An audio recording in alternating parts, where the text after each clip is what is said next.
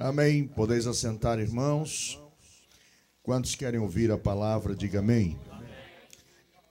Abra a sua Bíblia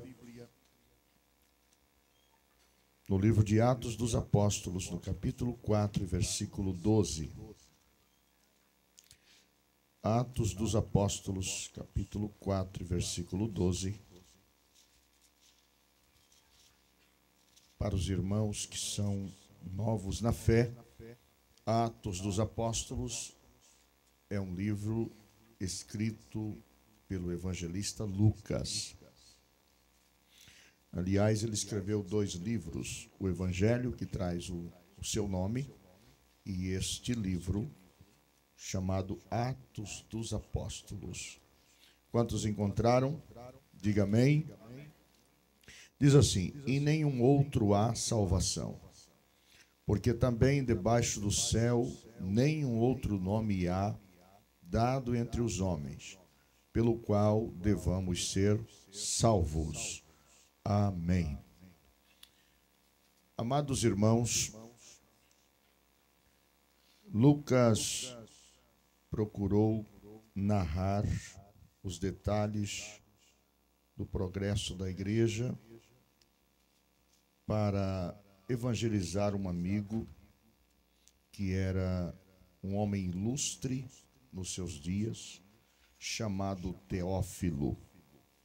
O nome de Teófilo aparece no primeiro versículo do primeiro capítulo, quando Lucas está fazendo a introdução da sua carta para o seu amigo Teófilo. Aliás, o evangelho também foi escrito e endereçado a este mesmo homem chamado Teófilo, amigo de Lucas. Para quem não sabe, Lucas era médico e ele conheceu o Senhor Jesus nos dias do ministério do apóstolo Paulo. Passou a ser um fiel companheiro do apóstolo, mesmo nas suas prisões. Ele sempre assistiu o apóstolo São Paulo e dedicou a sua vida, a sua profissão, a serviço do reino de Deus. Nos últimos dias do apóstolo Paulo, todos haviam abandonado o apóstolo e Paulo fez questão de escrever a Timóteo dizendo: só Lucas está comigo. Ou seja, ele estava sempre ao lado do apóstolo. Há alguns que dizem que Lucas estava com o apóstolo Paulo porque ele era médico e Paulo tinha frequentes problemas de saúde e precisava do seu serviço. Mas outros dizem que devido ao seu compromisso com o reino de Deus e com a obra missionária, o apóstolo ou o evangelista Lucas acompanhava o apóstolo Paulo em todos os momentos da sua vida, até os últimos instantes, quando o apóstolo declara que só Lucas estava com ele. Mas aqui, Lucas está trazendo-nos uma palavra muito especial, palavra esta que saíram dos lábios do apóstolo São Pedro, quando eles entraram no templo, junto à porta formosa. O Senhor operou um milagre extraordinário e Pedro e João presenciaram aquele momento tão glorioso, quando o Senhor levantou um paralítico que jazia há muitos anos naquela porta. E eles foram levados à presença dos principais dos sacerdotes, ao sinédrio, para explicar o que havia acontecido. Então, no decorrer da explicação que o apóstolo Pedro estava trazendo aos principais dos sacerdotes, aliás, aqui ele traz uma mensagem muito importante a respeito de Jesus.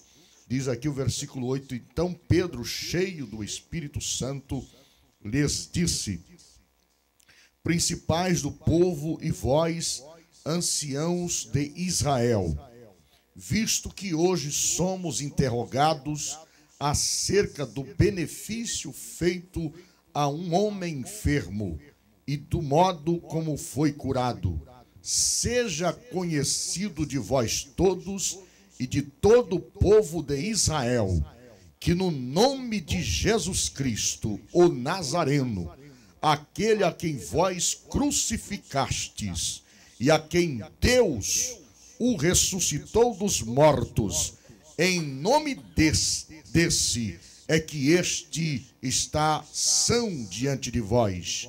Ele, Jesus, é a pedra que foi rejeitada por vós, os edificadores, o qual foi posta por cabeça de esquina. E aí então ele faz essa célebre declaração no versículo 12: e em nenhum outro há salvação, porque também debaixo do céu nenhum outro nome há dado entre os homens, pelo qual devamos ser salvos. Pedro está destacando a excelência do nome de Jesus e a consagração deste nome como o nome do Salvador. Deus estabeleceu alguns requisitos para serem preenchidos pelo Salvador. Qualquer ser celestial que se candidatasse a Salvador da humanidade teria que preencher os requisitos estabelecidos por Deus. Deus estabeleceu que o Salvador deveria ter um nascimento virginal. Era um requisito. Teria que preencher este primeiro requisito, uma espécie de um checklist. Teria que observar se o cidadão que estivesse se declarando Salvador havia preenchido esse primeiro requisito, ter o nascimento virginal. Ou seja, nascer de uma virgem. O próprio Deus, quando da queda do homem e no encontro com o casal no jardim do Éden, quando o homem procurava se esconder de Deus, haja vista os seus olhos, os olhos da malícia ter aberto, depois da queda, depois do pecado, então o próprio Deus disse, na presença do homem, que estava agora desesperado, uma vez que havia pecado, uma vez que havia tentado cobrir a sua nudez com folhas de figueiras, uma vez que estavam agora atemorizados e amedrontados devido à sentença do pecado, então Deus faz ali uma declaração, e uma declaração que soou por milênios até que ela veio a se cumprir. Deus disse: da semente da mulher nascerá um que esmagará a cabeça da serpente. A serpente, segundo o texto bíblico, é o diabo.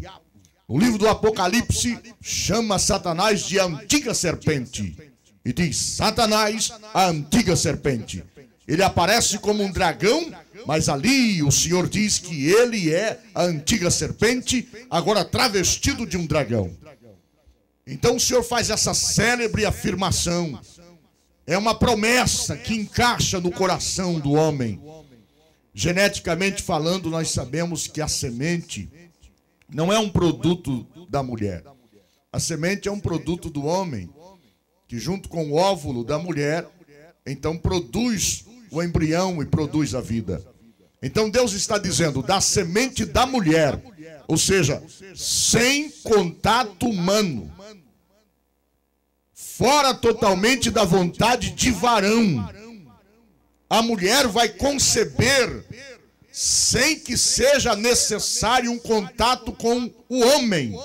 Da semente da mulher nascerá um que esmagará a cabeça da serpente. No capítulo 7, versículo 14 do livro do profeta Isaías, nós encontramos uma declaração extraordinária. Deus fala através do profeta dizendo: o mesmo Senhor vos dará um sinal. Qual é o sinal do Salvador? Uma virgem conceberá e dará à luz a um filho, e o seu nome será Emanuel, que traduzido é Deus conosco. Então o sinal de Deus para identificarmos o Salvador é o nascimento virginal. Uma virgem conceberá e dará à luz um filho. Como pode uma virgem conceber? Sem contato com o homem, sem contato com o varão. A Bíblia nos informa que havia uma donzela chamada Maria, E o Senhor escolheu esta donzela, estava noiva de um varão chamado José. E o Senhor manda o mensageiro celestial à casa daquela jovem, daquela donzela, na cidade de Nazaré. E quando o mensageiro de Deus, chamado Gabriel, chega à casa daquela donzela, o mensageiro disse: salve, agraciada. E ela então ficou considerando o que seria aquilo. E o mensageiro de Deus disse a ela que ela havia sido escolhida para ser a mãe do Salvador. E o mensageiro disse mais: o seu nome, o nome dele será Jesus, porque ele salvará o seu povo do seu pecado. E ela então disse: como pode ser isso? Eu não conheço varão, eu ainda não sou casada, nunca tive contato com nenhum homem, sou virgem, sou pura. Então o mensageiro disse: não te preocupe, descerá sobre ti a sombra do Altíssimo, e tu conceberás, e dará à luz a um filho, e o seu nome, o filho, se chamará Jesus, porque ele salvará o seu povo do seu pecado. Então Maria só teve a condição de dizer: eis aqui a serva do Senhor, faça conforme a tua vontade. E a partir daí diz a Bíblia que Maria conferia todas as coisas, ia conferindo todas as coisas. E desde então ela se achou grávida, diz a palavra, do Espírito Santo. Ela percebeu que no seu ventre já estava sendo gerado uma vida. E ela estava noiva de José. E José, ficando sabendo da sua gravidez, diz a Bíblia, e José, porque era justo, tentou deixá-la secretamente para não defamá-la. Quando ele estava se preparando naquela noite para deixá-la, para ir embora, desesperado, angustiado, eu não esperava isso logo de Maria, esta jovem tão crente, tão santa, tão pura, e nunca deixou que eu tocasse nela, nunca deixou que eu nem pegasse nela, agora me aparece grávida. Quando ele estava tentando deixá-la, aparece o anjo do Senhor e disse: José, não deixe Maria, o que no ventre dela está sendo gerado é procedente de Deus. E diz a Bíblia, desde aquele instante em diante, José passou a cuidá-la, mas não a conheceu, até que ela desse a luz ao seu primogênito. A palavra conhecer na Bíblia muitas vezes aparece para descrever o relacionamento conjugal, o relacionamento íntimo, conhecer intimamente. Então José não a conheceu até que ela desse a luz. E no capítulo 13 do Evangelho segundo Mateus, nós encontramos que depois que Jesus nasceu, então José e Maria tiveram um relacionamento normal como marido e mulher e tiveram mais 4 filhos. E tiveram também filhas. E eles, então, cresceram como uma família normal e Jesus cresceu no meio desta família. Então, se olharmos o checklist, vamos ver que o único que preencheu este primeiro requisito foi Jesus. Buda não preencheu este requisito. Aliás, a Bíblia diz, o próprio salmista disse que em pecado me concebeu a minha mãe, e em iniquidade eu fui formado. Ou seja, se Jesus tivesse nascido de uma concepção normal, de uma junção de um marido com uma mulher, de um homem com uma mulher, ele teria sido concebido em pecado. Por quê? Porque ele tinha recebido uma semente do pecado. Ele tinha recebido uma semente de pecador. Salmo 51, versículo 5 diz: eis que em iniquidade fui formado, e em pecado me concebeu a minha mãe. Portanto, ele foi gerado de uma semente incorruptível, de uma semente pura, de uma semente santa, sem contato com varão. Se você olhar para todos os fundadores de religião, Buda, Maomé, Confúcio, José Smith e todos que dizem ser o solucionador dos problemas dos seres humanos, todos eles nasceram de uma junção normal. nasceram de semente corruptível, nasceram de semente de pecadores, trouxeram a genética dos seus pais, o sangue dos seus pais. Entretanto, baseado neste checklist de Deus, nós encontramos o único que preencheu o primeiro requisito. Foi apenas Jesus Cristo de Nazaré, o Filho do Deus vivo. Você pode glorificar o nome de Jesus. Mas Deus estabeleceu que o Salvador da humanidade deveria preencher um segundo requisito. E o segundo requisito é que o Salvador da humanidade deveria viver uma vida sem pecado. Ele não podia pecar, nem que seja uma só vez. Senão o plano da salvação estava eliminado, estava terminado. Deveria nascer de uma virgem, deveria viver uma vida isenta de pecado. Ainda que ele vivesse apenas 10 anos na terra, ele deveria viver 10 anos sem pecado. Mas ele viveu 33 anos, e segundo os estudiosos, e 6 meses. Mas viveu uma vida sem pecado. O escritor aos Hebreus diz que ele, Jesus, em tudo foi tentado, vírgula, mas sem pecado. Ele nunca pecou. Pastor, ele nunca foi tentado? Foi tentado. E como Satanás o tentou para fazê-lo pecar. O que significa pecado, pastor? Significa errar o alvo. O alvo é Deus. E quando nós erramos Deus, nós estamos pecando. Jesus nunca errou o alvo. Ele nunca perdeu o seu objetivo. Ele nunca errou o seu alvo. Ele viveu aqui 33 anos e 6 meses e nunca pecou.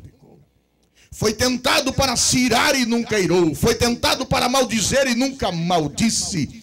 Quando estava no patíbulo da cruz, que todas as pessoas que passavam em frente aquele cenário meneavam a cabeça e debochavam dele, e até o convidavam para descer da cruz. Tentado por Satanás a maldizer aquele povo, ele abre os seus lábios na agonia da morte, e as palavras que se ouviu dos lábios sacros e santos de Jesus foram estas: Pai, perdoa-lhes, porque não sabem o que estão fazendo. Glória a Deus. Oh, glória seja dada ao santo, perfeito e bendito nome de Jesus Cristo. Você pode glorificar aquele que é perfeito, aquele que é santo, aquele que é puro, aquele que é majestoso, aquele que é maior, aquele que pode, aquele que faz, aquele que tem. Jesus Cristo de Nazaré, digno é de receber o louvor da igreja, porque ele preencheu este requisito. Procura os fundadores de religião, Allan Kardec, o pai do espiritismo, vê se Allan Kardec viveu uma vida isenta de pecado. Vai olhar o histórico e a biografia desses homens. Vai olhar o histórico e a biografia de Buda, de Confúcio, de Maomé, de todos os fundadores de religião. Vai olhar o histórico da vida destes homens que se dizem canonizados e santos. Todos eles tiveram uma vida de altos e baixos, uma vida de pecado, portanto necessitando de Salvador. Até mesmo Maria teve que declarar que Jesus era o seu Salvador. Até mesmo Maria, sua mãe, a Virgem pura, que concebeu o fruto divino no seu ventre, ela disse, aconselhando a todos nós: fazei tudo o que Jesus mandar. Oh, glória seja dado o seu santo nome. Aleluia, glorifique a Jesus, exalte a Jesus, magnifique o nome de Jesus. Aleluia, glória a Deus. Mas Deus estabeleceu um outro requisito na lista que o Salvador deveria preencher, como indicativo para localizarmos em nome de quem nós seríamos salvos, em nome de quem teríamos vitória. Eu quero deixar bem claro para os irmãos aqui, eu gostaria que você anotasse isso na sua memória. Isso é muito importante. Jesus derrotou Satanás na cruz. Diga comigo, Jesus derrotou Satanás na cruz para vencê-lo na história. Mais uma vez, Jesus derrotou Satanás na cruz para vencê-lo na história. Jesus não derrotou Satanás da cruz para deixar a história na mão dele. Não, senhores. Ele derrotou Satanás da cruz para vencê-lo ao longo da história. E ele disse: em meu nome! Oh, glória a Deus, você está tendo problema, Satanás está te atacando. Diga: no poder do nome de Jesus Cristo, eu te repreendo. Aleluia, a história está nas mãos de Jesus.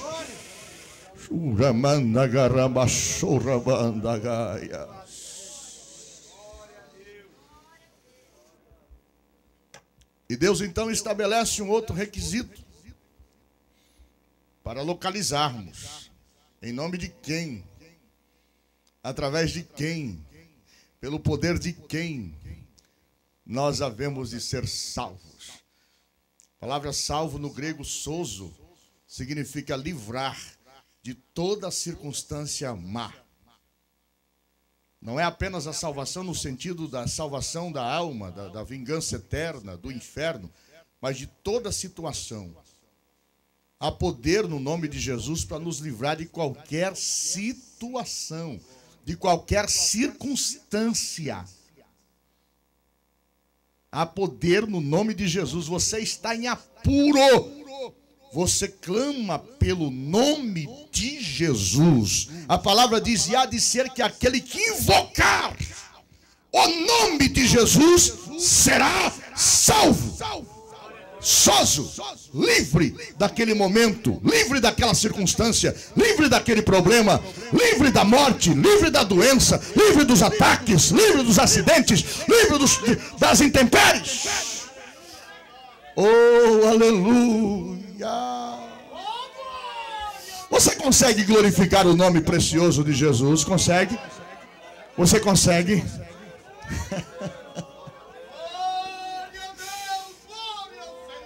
Então, o primeiro, o único que nasceu de uma virgem foi? O único que nasceu de uma virgem foi? O único que viveu sem pecado foi?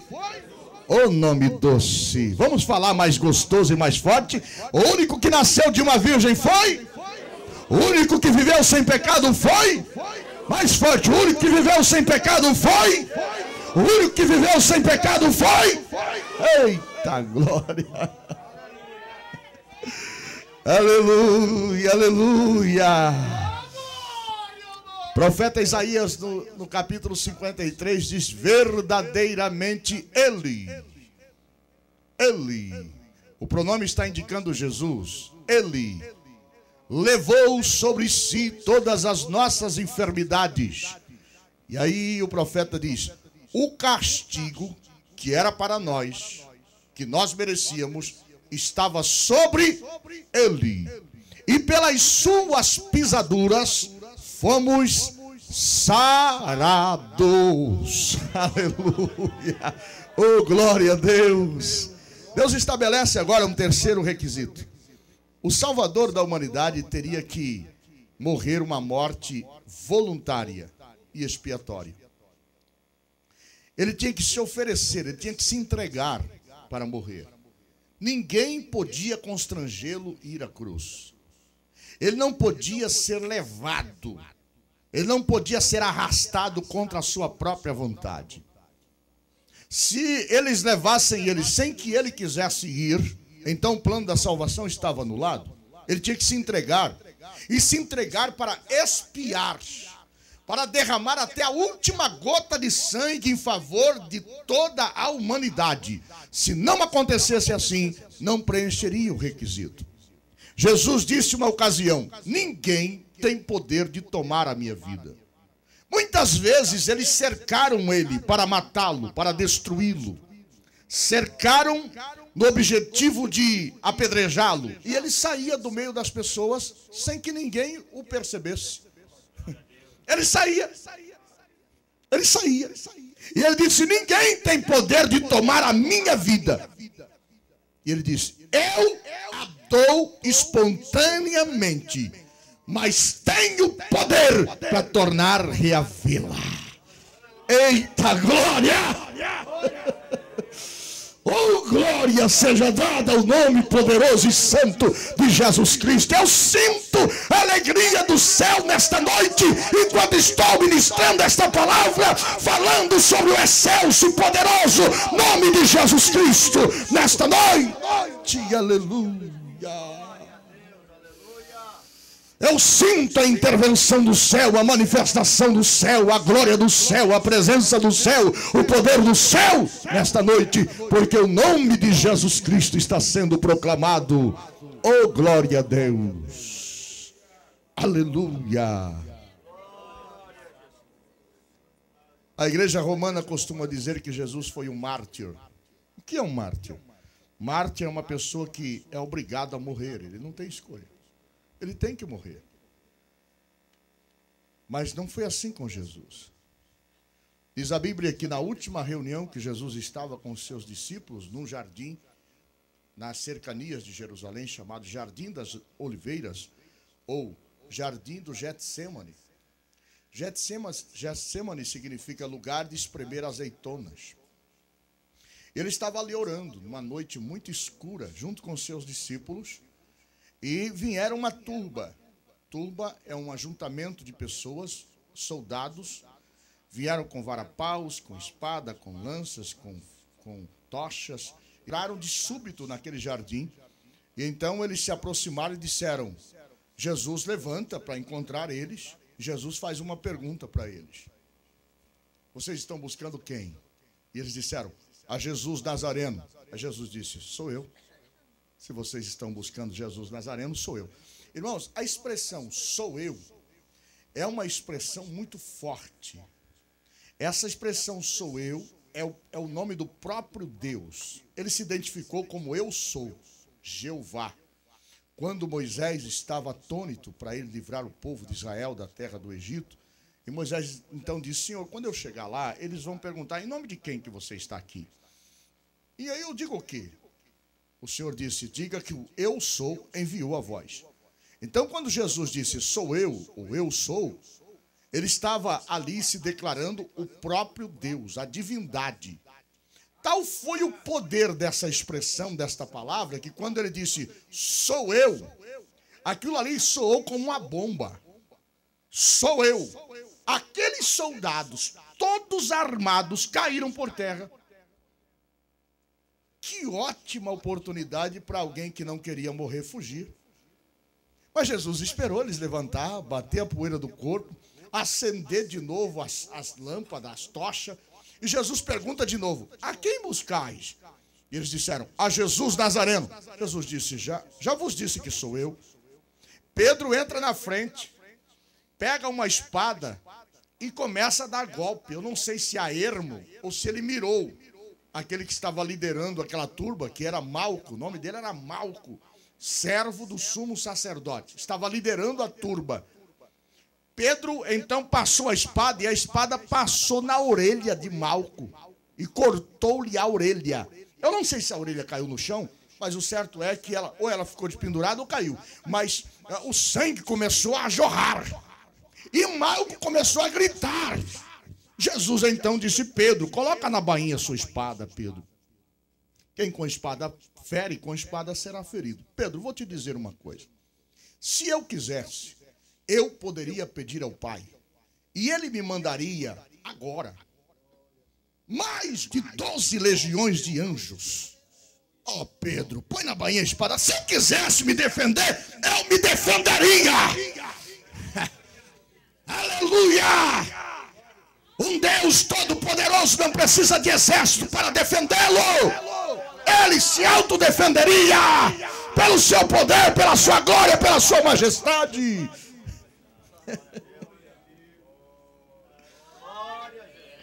Põe aí na bainha a sua espada, Pedro. E todo mundo ali com aquelas tochas começaram a clarear a orelha de Malco, e o sangue velho descendo, e Malco gritando. Agora imagina, irmãos, uma orelha decepada.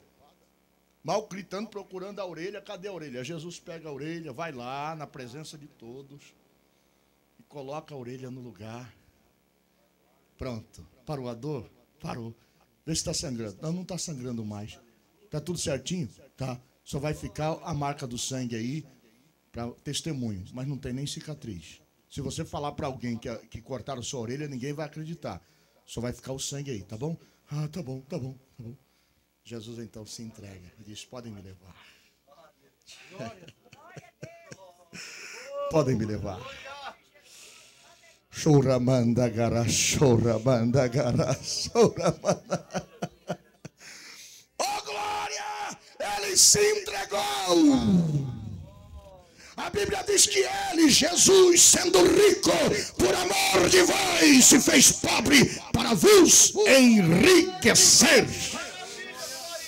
Oh, aleluia! Que maravilha! Então levaram Jesus manietado à presença dos sumos sacerdotes e eles procuraram condená-lo e levantaram testemunha falsa contra ele. Passaram uma noite, tiraram a roupa dele, deixaram ele nu, vestiram ele com a roupa vermelha, pegaram um pedaço de cana, colocaram na mão dele para representar ali como se fosse um bastão de reino, porque ele dizia: eu sou o rei dos judeus, meu reino não é desse mundo, e pregava muito sobre o reino, sobre o reino, sobre o reino. Para debochar dele, colocaram uma cana na mão dele. Irmãos, eu tenho muito temor quando falo sobre o reino de Deus por isso. Porque os religiosos tentaram negar o reino de Jesus. Tentaram debochar dele, porque ele pregava sobre o reino. Isso é muito perigoso. Pregue sobre o reino. A mensagem do reino é impactante, é poderosa. Ela entra. Por isso que Jesus disse: quando você chegar num lugar, diga assim: chegou o reino de Deus. Porque quando chega, chega impactando. Chega destruindo fortalezas. Colocaram uma cana na mão dele. E então, eles ajoelhavam na frente dele e diziam: salve o rei dos judeus. E batiam no seu rosto, esbofeteavam o seu rosto. E ele se entregando, se doando. Pegaram uma coroa de espinho, com os espinhos de 2 polegadas, colocaram na cabeça dele, e aquele espinho entrou na fronte. Agora imagina, aqueles espinhos entrando na fronte, e ele calado. Não abriu a sua boca. O profeta Isaías escreveu 725 anos antes desse episódio. Isaías escreveu dizendo: como ovelha muda perante os seus tosquiadores, não abriu a boca. Aí diz: da opressão e do juízo foi tirado. E quem contará o tempo da sua vida? Há uma pergunta ali, há um desafio. Quem é que vai sair contando para o mundo o tempo da vida dele? Quem é que vai sair anunciando para o mundo o tempo da vida de Jesus? Quem contará o tempo da sua vida? Passou a noite inteira sendo esbofeteado, escarnecido, maltratado e cuspido. Isaías disse que o seu nome será Emanuel. Emanuel, traduzido, é Deus conosco. Então era a própria expressão de Deus ali. Jesus disse: quem me vê a mim, vê o Pai. O próprio Deus ali, sendo esbofeteado pela criatura, sendo cuspido pela criatura, sendo escarnecido pela criatura, sendo blasfemado pela criatura. O próprio Deus. Mas ele não abriu a sua boca. Foi levado perante os seus tosqueadores como um cordeiro, não abriu a boca. Foi levado perante Pôncio Pilatos. Pôncio Pilatos o condenou ao júri popular, porque ele temeu julgar Jesus e dar o veredito. Transferiu ele para o povo, ao júri popular. A incompetência daquele governador levou ele, transferiu ele para um júri popular. Ele foi para um júri popular e o povo condenou Jesus. Pilatos, num gesto de hipocrisia, pediu uma vasilha com água e lavou as mãos, dizendo: estou livre do sangue deste inocente. Pilatos perguntou para Jesus: tu és o rei dos judeus? Jesus respondeu: bem disseste, para isso eu nasci. Mas meu reino não é deste mundo. Meu reino veio de lá, não é de Roma, da onde você é. Você foi nomeado pelo imperador romano, mas eu não. Ninguém me nomeia. Eu já nasci rei. Eu sou rei, eternamente rei. E tem mais uma coisa, Pilatos: eu sou rei da glória. Oh, aleluia! Você pode glorificar ao rei da glória? O Salmo 24 diz: levantai, ó portas, as vossas cabeças, e entrará o rei da glória. Levantai-vos, ó entradas eternas, e entrará o rei da glória. Aleluia! Oh, glória a Deus! Ele é o rei da glória. Pilatos, então, num gesto de hipocrisia, entrega ele para o povo. Ele está ali, sangue descendo pela fronte, sangue, suor se transformando em gotas de sangue. Está provado que o sofrimento, quando ele está muito grande, insuportável, o suor, o líquido que nós temos, que sai pelos poros, se transforma em sangue. Começa a romper as veias sudoríparas e então o sangue começa a sair. Você já viu pessoas que são picados por serpente, por cobra, que começa a suar sangue, sair sangue pelos poros? É o sofrimento que chegou a um estágio tal que as veias começaram a romper. Houve um derrame de veias na pele e começou a banhar o seu corpo com sangue. O sangue começou a descer, sangue na fronte, sangue no corpo inteiro. E a Bíblia diz que o suor dele se transformou em sangue que escorria até o chão. Ou seja, não era só molhar, não. Era sangue que vertia, era veias que realmente foram rompidas, porque ele tinha que se oferecer e tinha que derramar o sangue. O sangue tinha que ser derramado até a última gota. Então ele foi entregue na mão dos soldados para ser açoitado, conforme o processo do julgamento romano. E o processo do julgamento romano implicava num processo chamado flagrum. O flagrum era um chicote com 7 tiras de couro torcido, entrelaçados. Na ponta de cada uma dessas tiras tinha um pedaço de osso bem pontiagudo e bolotas de chumbo, as 7 pontas. A vítima era colocada entre 2 soldados. Tirava-se a roupa da vítima, os lombos ficavam desnudos, e então os soldados começavam o processo do flagrum. Não sei se 10, se 20 ou se 30 chicotadas, mas era um processo do flagrum. Segundo os estudiosos, segundo os médicos contemporâneos de João, descrevendo que muitas vezes a vítima ficava morta na própria poça de sangue. As vísceras saíam para fora.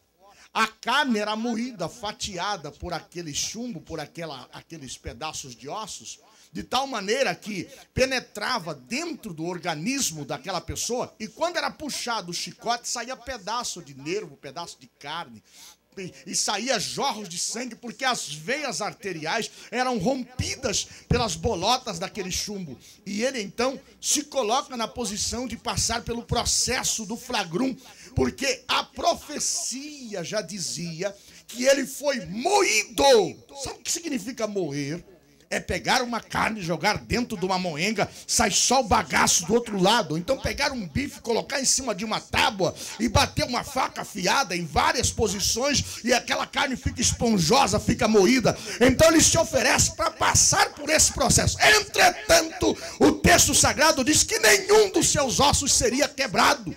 Nem perna, nem braço, nem antebraço, nem costela, nem cabeça, nada seria quebrado. Aqueles chumbos iam batendo, iam moendo a pele, iam moendo a carne, jorros de sangue iam saindo, e ele não reclamava.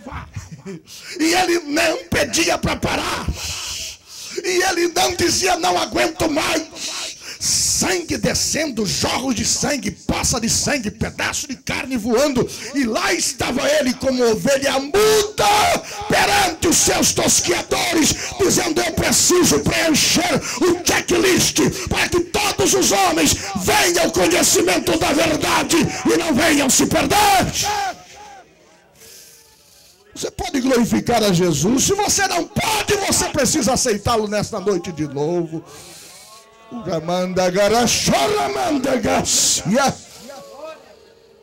Aleluia. Me aponte um fundador de religião que fez isso pelos pecadores. O apóstolo Paulo diz que pelo justo alguém ousaria morrer. Ousaria. Mas pelo injusto, ninguém ousaria morrer. Aleluia! Aleluia! Conta-se de um jovem que cometeu tanta coisa, a ponto da família não querer mais nem olhar na cara daquele moço. Aprontou tanto, e ele sumiu no mundo. Depois de passado muitos anos, ele disse: tenho tanta saudade de papai, tanta saudade da minha família, mas eu não posso voltar para casa. Eles não vão me receber. Mas a saudade era grande e ele estava doente, prestes a morrer. Ele precisava reencontrar-se com a sua família. Então ele escreveu uma carta endereçada ao seu pai e disse: papai, eu estou doente, prestes a morrer, preciso me encontrar com o senhor, mas gostaria de saber se o senhor me perdoa, porque eu não vou chegar aí na incerteza de que o senhor vai me perdoar ou não. Mandou a carta e disse: tal dia eu estarei passando no fundo de casa, na linha de trem, um trem das 8 horas da manhã. Se o senhor me perdoa, eu vou descer na estação. Mas se o senhor não me perdoa, eu vou passar direto e vou embora. Eu quero um sinal do senhor. Eu quero que o senhor coloque na goiabeira que tem no fundo de casa um lencinho branco. Se eu ver esse lencinho, então eu desço na estação. Se eu não ver, eu vou prosseguir, porque eu sei que o senhor não me perdoou. Então aquele moço pegou o trem para ir para casa. E ele na expectativa, angustiado, suando frio: será que papai vai me perdoar? Eu cometi tanta coisa feia, tanta coisa ruim, tanta coisa errada. Será que ele vai me perdoar? E quando estava aproximando da cidade, ele disse para o moço que estava ao seu lado: você está vendo como eu estou nervoso aqui? Ele disse: estou vendo. O que foi, rapaz? Não, é que... Aí contou a história para aquele moço. E o trem vai passar no fundo da casa. No fundo da casa tem uma goiabeira, e eu pedi ao papai, se ele me perdoasse, colocar um lenço branco. Eu não vou olhar não, porque eu acho que ele não vai me perdoar. Mas você olha para mim? Eu disse: olho, pode deixar que eu olhe. Quando estiver aproximando, você me diz que eu vou ficar olhando. Eu não vou olhar, para não ter uma decepção. Eu sei que ele não vai me perdoar. E quando o trem foi se aproximando, ele disse: ó, está chegando, fica olhando desse lado aqui. Você vai ver uma goiabeira. Se você não vê nada, nem me fala. Nem me fala. Mas se você vê, você me fala. Tá bom, combinado. E o trem foi se aproximando e ele abaixou a cabeça e chorava, nervoso. E de repente um moço começou a balançar a ele e disse: olha, olha, olha. Eu disse: não, não vou olhar. Olha, olha, olha a goiabeira, olha a goiabeira. Eu disse: não, não vou olhar. Olha, rapaz. Quando ele levanta os olhos, tinha um lençol branco em cima da goiabeira. Não era um lenço branco, era um lençol que cobria toda aquela árvore. Aleluia. Foi isso que Deus fez por nós.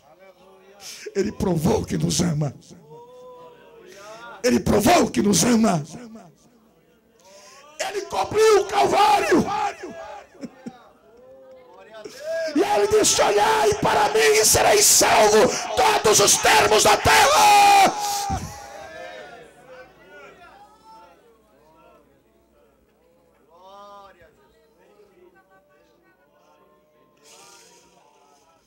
Você pode glorificar a Jesus. Churamanda gara, churamanda garamanda. Assim como Moisés levantou a serpente no deserto, importa que o Filho do Homem seja levantado, para que todo aquele que nele crê não pereça, não pereça, não pereça, mas tenha a vida eterna. Ei, maravilha!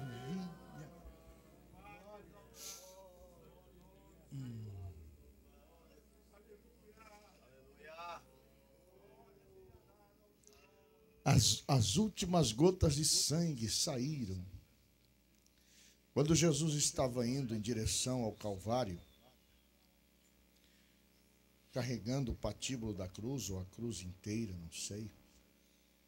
À medida que ele ia caminhando, a Via Dolorosa, ela tem 2 metros de largura. Não, deve ter uns 3 metros de largura, essa distância aqui.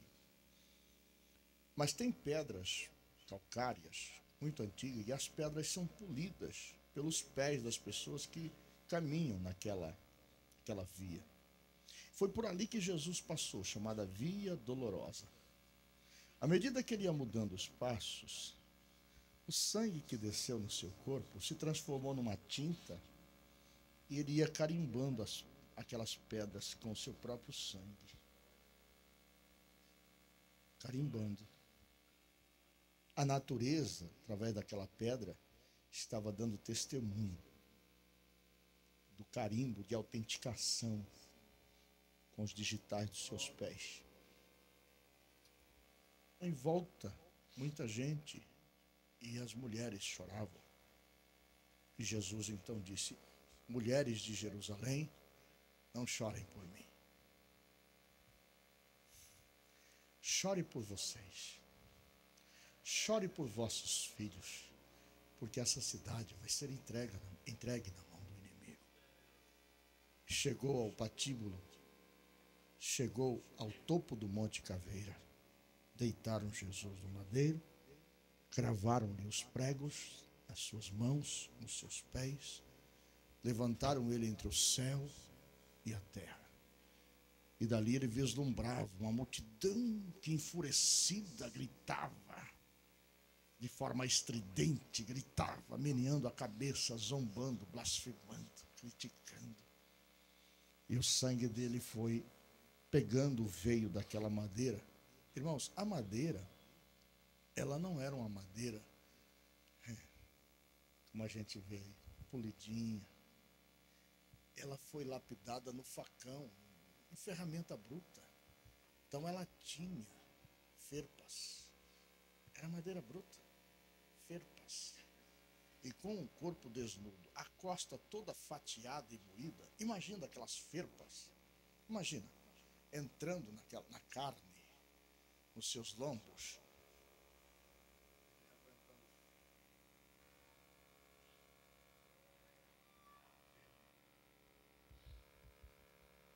Quando foi uma certa hora do dia, quando o sol estava no seu mais alto clarão, o sangue foi descendo e chegou lá embaixo, nos veios daquelas pedras, e entrou naquelas pedras. Quando entrou naquelas pedras, a natureza sentiu o gosto do sangue. Quando a natureza sentiu o gosto do sangue, 3 horas da tarde, sabe o que aconteceu? Ela começou a balançar a terra. Começou a haver um tremor de terra. O sol disse: eu não suporto mais. O sol negou dar a sua luz. O sol, ele nunca apaga, mas nesse dia ele apagou. O sol apagou.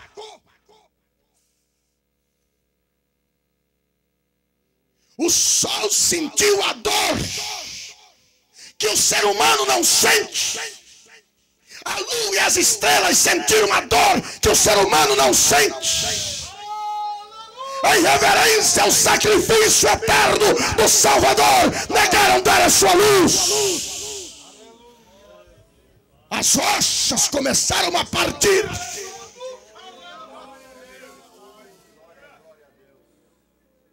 os sepulcros começaram a abrir. E houve um retrocesso na história. Aquilo que seria só lá na frente, que era a ressurreição de santos, aconteceu naquele dia. Houve um retrocesso na história, pois a ressurreição só aconteceria no arrebatamento da igreja. Mas houve um retrocesso. Os santos do Antigo Testamento foram vistos na escuridão lá. Alguém falou: Abraão andando ali, olha Isaac andando ali. Ressuscitaram. O sepulcro se abriu, literalmente a Bíblia diz. E naquele instante, sabe o que Deus fez? Deus falou: agora, para provar, eu vou pegar esse véu que separava o homem de mim, que não deixava o homem ver a minha face. Glória a Deus. Irmãos, há um mistério nisso. Glória a Deus, aleluia. Há um mistério nisso. Quando nós aceitamos a Jesus como nosso Salvador, nós conhecemos o poder da mão de Deus. O poder da mão de Deus. A mão que nos resgata, a mão que nos tira, a mão que nos livra, a mão que nos salva, a mão que nos abençoa. Quando nós recebemos o batismo com o Espírito Santo, nós enxergamos o rosto de Deus. Deus mostra o rosto dele. O rosto que ilumina, o rosto que glorifica, o rosto que exalta, o rosto que emana poder, que emana graça, que emana força. Oh, glória a Deus! Ele disse: eu quero te salvar, mas eu quero te batizar. Eu quero mostrar o meu braço, mas eu quero mostrar também o meu rosto. E oxalá que nesta noite ele mostre o rosto para muitos aqui neste lugar.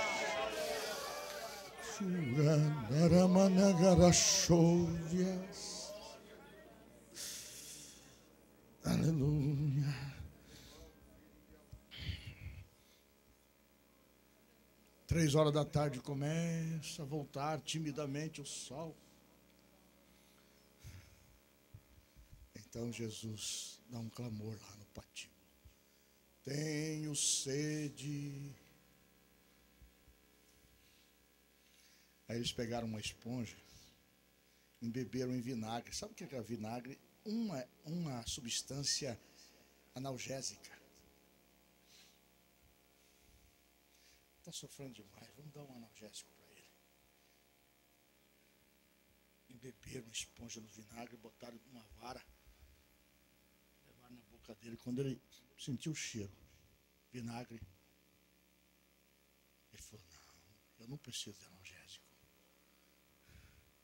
Eu não vou recuar. Eu não vou recuar. Eu vou até o fim, sem precisar de analgésico, de artifício humano para suportar o peso do pecado e da cruz. Eu não vou tomar analgésico. Daqui a pouco, ele dá um brado. E esse brado ecoou no universo inteiro. Atingiu todas as camadas do universo. Arcanjos, querubins, serafins,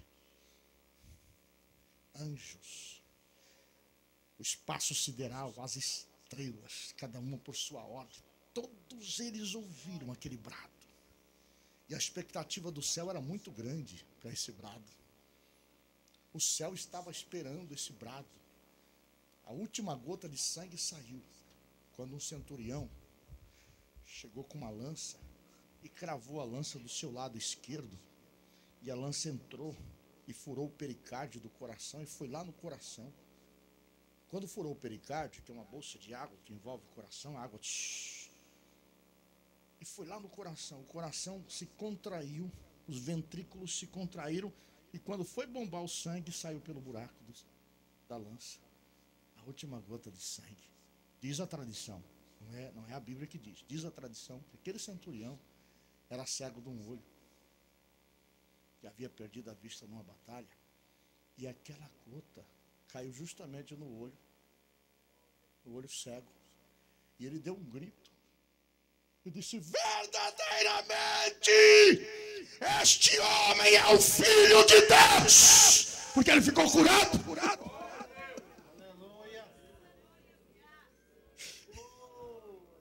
A última gota de sangue. Aí ele dá um brado e diz: Pai, está consumada a obra que me deste a fazer. Na tua mão entrego o meu espírito. E tendo dito isso, diz a palavra, expirou.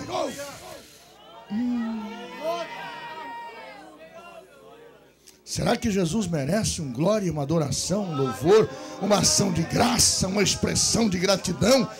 Aleluia, aleluia, aleluia, aleluia. Ó Jesus, tu és lindo, tu és maravilhoso, tu és santo, tu és poderoso, tu és perfeito, mais do que as rosas que existem neste mundo. Tu és mais perfeito do que o dia no seu mais alto resplendor. Tu és mais santo, mais puro, mais glorioso do que qualquer coisa que existe. Só tu, Jesus. Oh glória! Oh glória, oh glória, meu Salvador. Eu te amo, Jesus. Eu te amo, Jesus.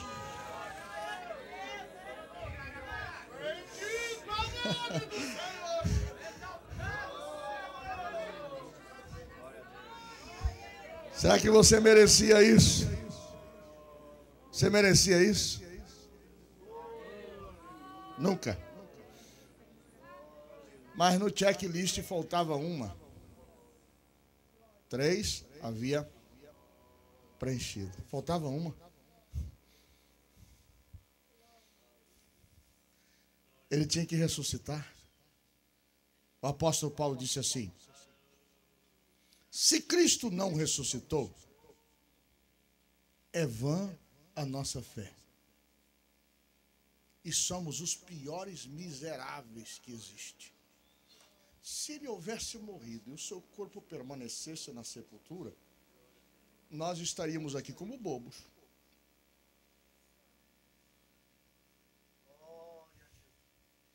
De todos os fundadores de religião, os seus túmulos estão com as inscrições: aqui jaz os restos mortais. Vai lá no túmulo na França de Allan Kardec, fundador do Espiritismo. Aqui jaz os restos mortais de Allan Kardec. Vai no Vaticano, todos os túmulos dos líderes daquela igreja estão lá. Aqui jaz os restos mortais. E vai indo, os fundadores de religião. Aqui jaz os restos mortais. Colocaram Jesus dentro de uma sepultura nova. Envolveram ele em lençóis, embalsamaram o seu corpo, deitaram ele naquela sepultura, e diz a Bíblia que rolaram uma grande pedra para a entrada da sepultura e selaram a pedra. Para dizer: agora eu quero ver. Sai daí. Uma pedra de 2.000 quilos, 2 toneladas, na porta da sepultura. E ele todo manietado lá dentro, embalsamado com uma essência pegajosa, para não exalar mau cheiro, estava lá o corpo dele. Os principais dos sacerdotes foram até Pôncio Pilatos, marcaram uma reunião com Pôncio Pilatos. A religião tinha uma influência tão grande com o governo, irmãos. É um perigo dessa ligação. É um perigo. Marcava, entrava sem marcar nada, já entraram os principais dos sacerdotes e disseram: olha, Pôncio Pilatos, nós precisamos de guarda bom, treinado, daqueles que só dão uma espadada e mata 3 numa só, porque esse impostor, enquanto estava vivo, disse que ia ressuscitar. Nós precisamos garantir que ele não vai sair de lá. Pilatos disse: tá bom, vou escolher os melhores homens. Está aqui os melhores homens, estão à disposição, façam o que vocês quiserem. Selaram a pedra, colocaram os guardas, todos armados, trocando seus turnos. Jesus lá dentro da sepultura. No raiar do 3º dia, primeiro dia da semana, bem de madrugada, lá estavam os guardas. quando alguém afrontasse um guarda romano, que tinha a insígnia do reino, do império, ele podia ser morto naquela hora. O guarda não tinha que pedir licença, permissão para ninguém para matar. Podia matar. E aqueles guardas estavam lá, os sentinela. Haviam trocado o turno, estavam todos acordados. Bem cedinho, 2 seres celestiais desceram, com vestes igual que nós vamos ter, igual as que estão sendo preparadas para mim e para você. Vestes perfeitas, santas, alva resplandecente, que os olhos humanos de um mortal não pode olhar. Desceu 2. Vestes resplandecentes. Aqueles guardas, quando viram, quando eles desceram, o jardim todo foi tomado por uma glória, por uma luz tão penetrante, foi tomado com a chegada deles. Os guardas caíram, os valentões, os preparados, os treinados caíram. Os anjos passaram por cima deles. Um anjo foi lá, pegou a pedra, como se fosse de um isopor, 2.000 quilos, pegou a pedra, tirou dali e sentou em cima. Aí diz a Bíblia, e Jesus ressuscitou.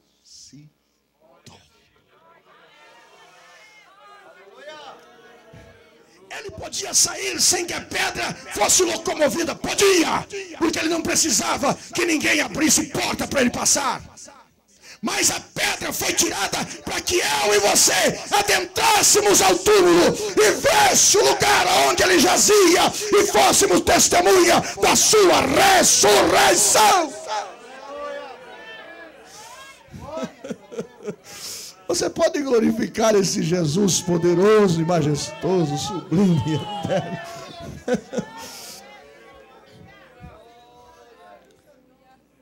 O lençol que estava em volta. A tradição diz que quando um carpinteiro, um marceneiro, terminava um trabalho, alguém chegava numa marcenaria e contratava um marceneiro para fazer um trabalho. E aí a pessoa não precisava ir lá perguntar se estava pronto. Quando estava pronto, o marceneiro terminava o móvel, ele pegava o avental que ele estava usando e dobrava bem dobradinho e colocava em cima do móvel. Se a pessoa chegava ali, o avental não estava em cima do móvel, é porque a obra não havia sido terminada.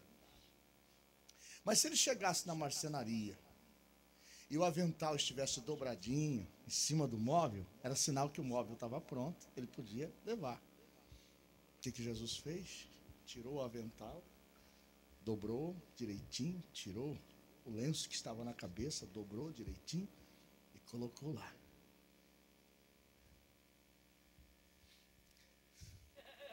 Aleluia.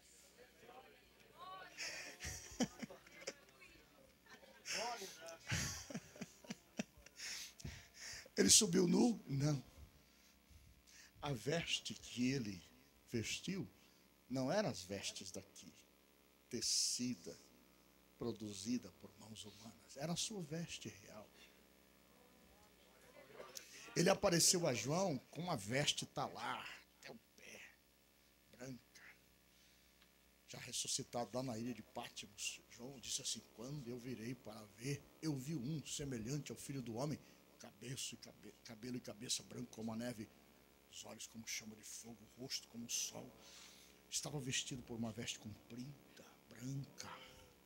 A altura do peito tinha um cinturão de ouro. Olhei para os pés como latão reluzente saindo da fornalha.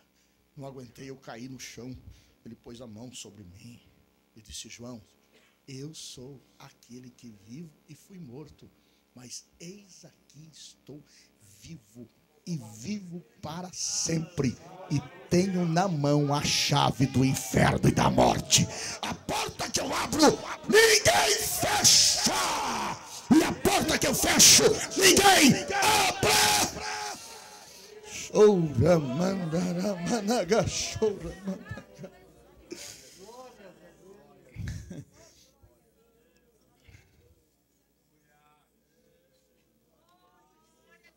Quando eu estive em Israel, eu fui lá no túmulo, lá em Jerusalém, do lado de fora do muro, conforme a Bíblia. E entrei no túmulo onde colocaram o corpo de Jesus, no horto, bem perto do Monte Caveira. Quando eu cheguei lá, olhei. Nada. Quando eu fui saindo, eu dei de cara com uma placa dizendo assim: ele não está mais aqui. Já ressuscitou. Aleluia. Aleluia. Aleluia. Aleluia. Aleluia. Ele está vivo, Ele está vivo. Ele está vivo, Ele está vivo, Ele está vivo, Ele está vivo. Ele ressuscitou. Completa a lista. Em nenhum outro há salvação. Debaixo do céu, nenhum outro nome é dado pelo qual devamos ser salvos. Somente através do nome perfeito e santo de Jesus Cristo. Vamos nos colocar em pé. Oh, glória! Oh, glória!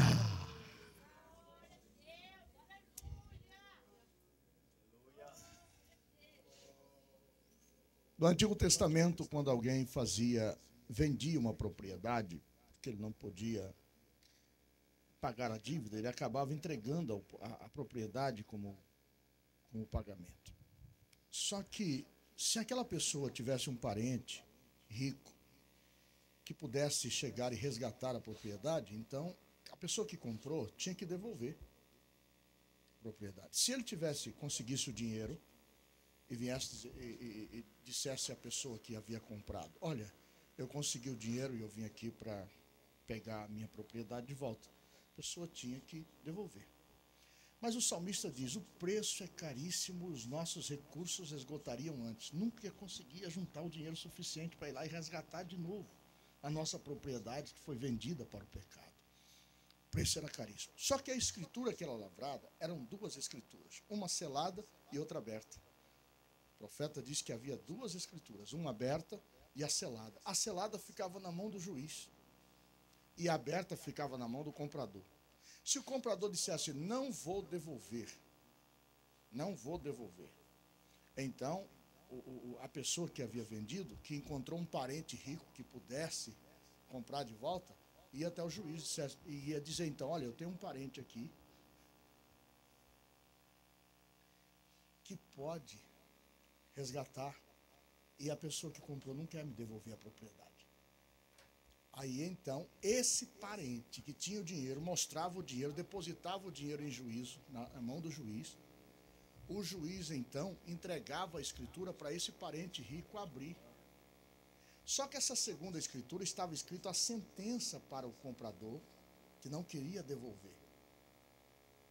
A escritura selada estava escrito o que aquele comprador que não queria devolver a mercadoria ia sofrer. Estava selada. Foi isso que aconteceu. Os anciões começaram a chorar porque viram a escritura selada e olhavam para um: eu não tenho dinheiro para comprar, para pagar a dívida do povo. Olhava para outro: também não tem. Não aparecia ninguém que tinha dinheiro. E todo mundo começou a chorar. E agora? O credor não vai devolver. Nós somos vendidos ao pecado. Não tem ninguém para pagar nossa dívida. Aí aparece o parente rico. Aí começa a cantar. Começa a trovoar no céu, dizendo o seguinte: no céu: não chores, não chores. Eis aqui o cordeiro que foi morto e reviveu. Ele é digno de abrir o livro selado, porque com o seu sangue ele comprou todas as nações, gentes, línguas e nações. Não chore, ele vai abrir o livro.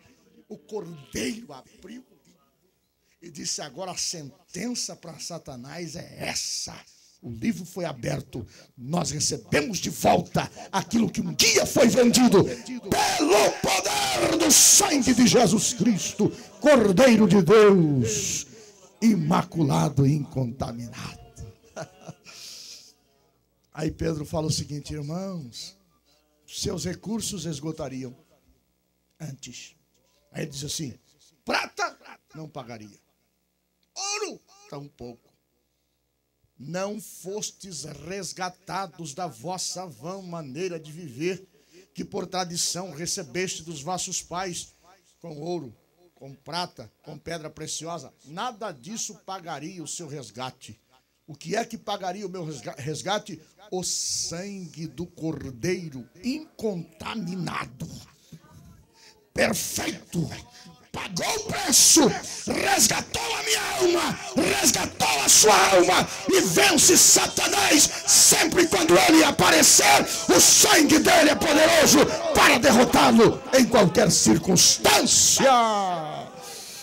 Oh, maravilha! É por isso que a igreja vence. É por isso que a igreja vence, é por isso que o crente vence, pelo poder do sangue, pelo poder do sangue, pelo poder do sangue, pelo poder do sangue, pelo poder do sangue, pelo poder do sangue, pelo poder do sangue, pelo poder do sangue, pelo poder do sangue, pelo poder do sangue.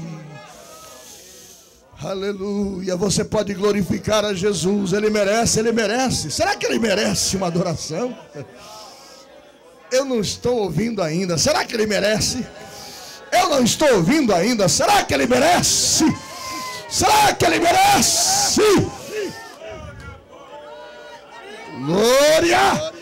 Porque enquanto você glorifica, você vai rompendo, você vai vencendo. Por isso que Lucas disse: Abraão, ou Paulo disse, Abraão cresceu, foi fortalecido, dando glória, dando glória, dando glória, dando glória, dando glória, dando glória, dando glória, dando glória, dando glória, dando glória, dando glória, dando glória. Assim ele venceu.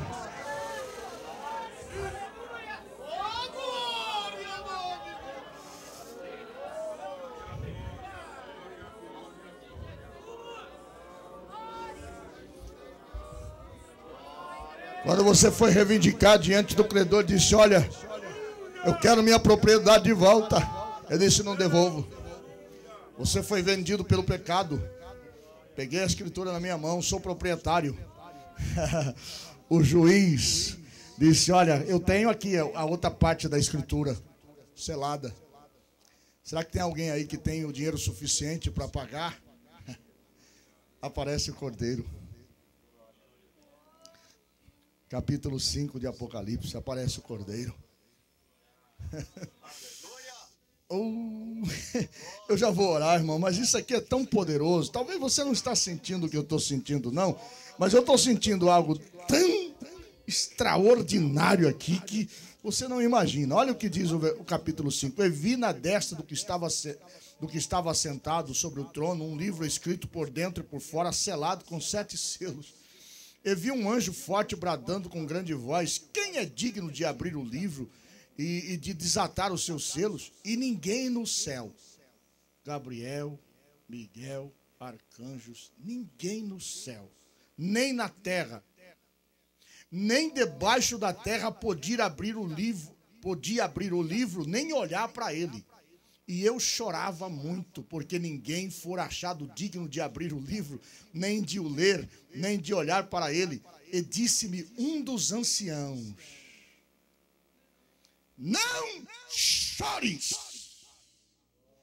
Eis aqui o leão da tribo de Judá, a raiz de Davi, que venceu para abrir o livro e desatar os seus 7 selos.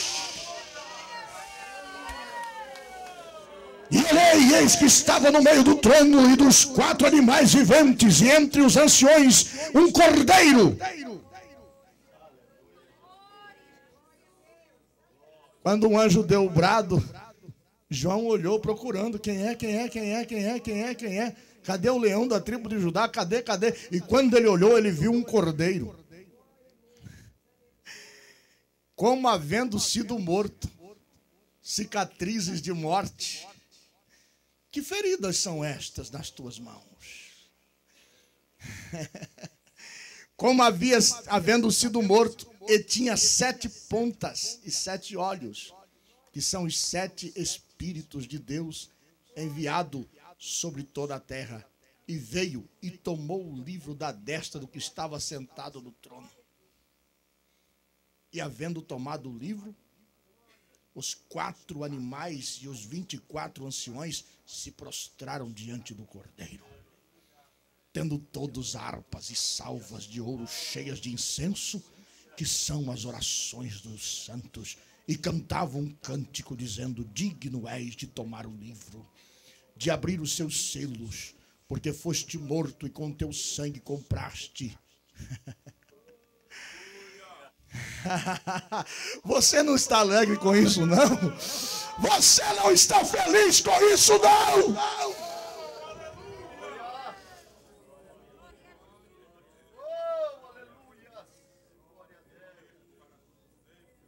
Isso aqui já era motivo para você estar dando aleluia, glória a Deus, exaltando, glorificando, magnificando ao Cordeiro. Os 24 anciões, os 4 animais caíram de joelho, prostraram.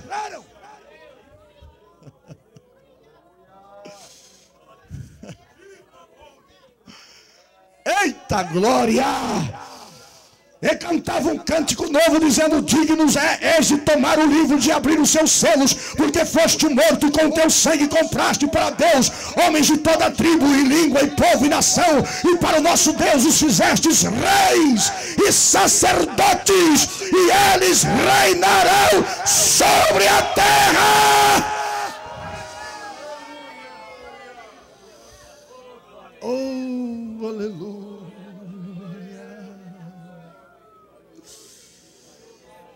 Aleluia.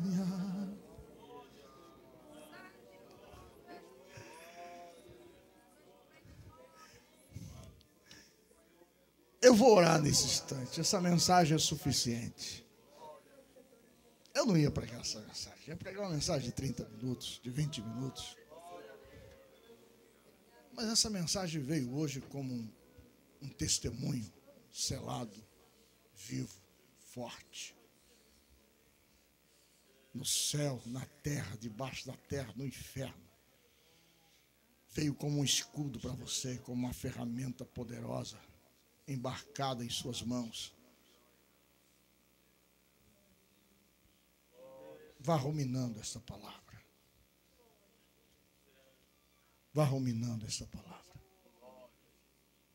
Vá ruminando. Nós vamos orar. Eu gostaria de convidar todos que estão numa campanha de fé para sair do seu lugar e vir aqui na frente. O Cordeiro que foi morto e reviveu.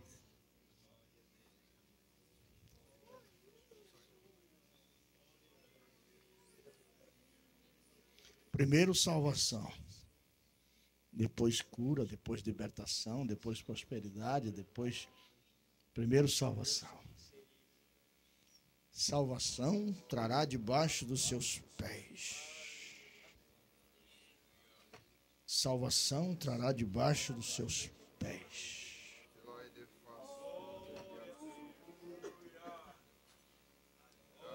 Quero dizer uma coisa para você, que eu não tenho poder para curar ninguém aqui. Só que aqui tem um que tem poder para curar, para restaurar, para libertar, para mudar a vida, para fazer o que for necessário. Feche os seus olhos. Querido Deus, maravilhoso Pai que estás no céu, no nome perfeito e santo de Jesus Cristo, teu Filho amado, falei a tua palavra, Senhor, demorada e pausadamente, para que os teus filhos tivessem a convicção, a certeza, o entendimento de como funciona a salvação, a autoridade e o poder que há no nome perfeito e santo de Jesus. Como isso aconteceu, meu Senhor?